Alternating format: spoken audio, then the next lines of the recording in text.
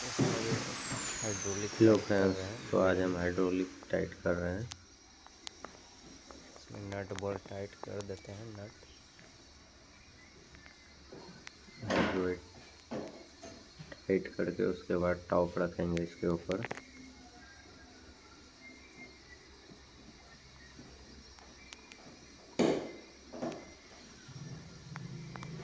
हो गया है दोनों साइड का टाइट।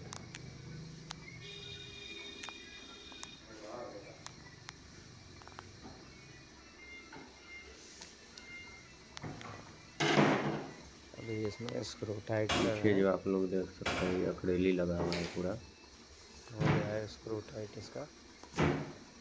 देख अब लेते हम हैं इसके उठा ऊपर के। अभी टॉप रखने वाले हैं। चेक कर लेते हैं इसको।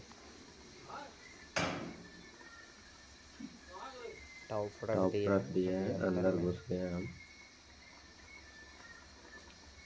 अंदर क्या है ना, घुसना पड़ता है क्योंकि टॉप रख के आप नीचे से ऊपर से होल नहीं कर सकते। अभी इसमें स्क्रू टाइट करके इसको नीचे से उठाएंगे। करने में इजी होता है।